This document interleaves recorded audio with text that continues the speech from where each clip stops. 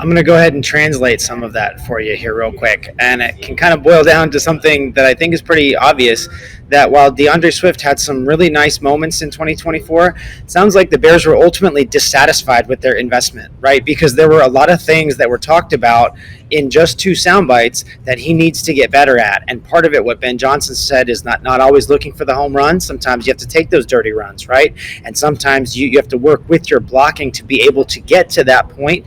Those are things that he wants to see improved. And then you listen to Ryan Poles talk about the influence of running backs coach Eric Bieniemy, and he's talking about all those little details that Eric is going to get him to be accountable for. To me, that sounds like maybe they weren't getting that same type of production last year.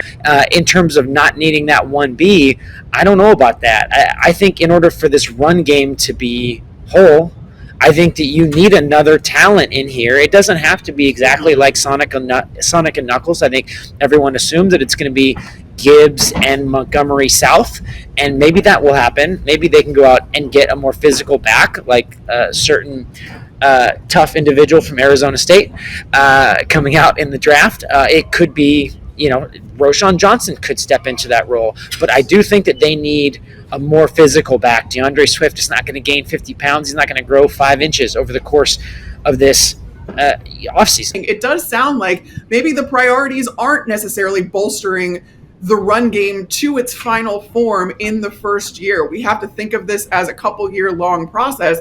And does it make sense to invest a really high draft pick in a running back that maybe you're not quite ready for because you haven't seen your offensive line play together yet? You don't necessarily know how that system is going to kind of work itself out or how much that's going to be on the field because you're just kind of trying to get the basics down in the beginning. Now, do I think that rules them out if Ashton Genty is sitting there at 10? Probably not, because guys like that you want to jump at, but does that fit in with the existing personnel? You mentioned it, Scott. It's not easy to get out of DeAndre Swift's deal right now. Dead money isn't something the Bears do or Ryan Poles does.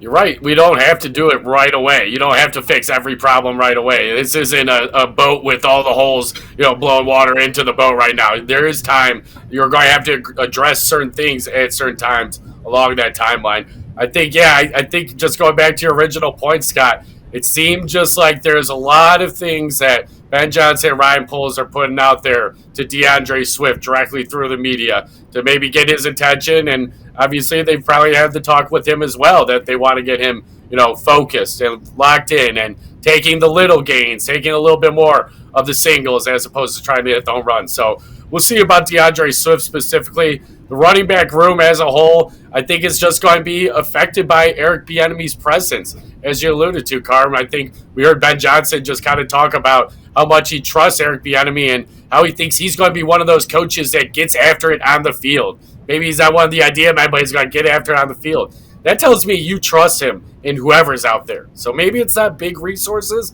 Maybe it's that you're going to bring in a guy that undrafted free agent. Ben Johnson threw out, hey, there's some undrafted free agents maybe. So we'll see. I think it's going to take some time. I think that it's maybe a year or two kind of process to really build up that room.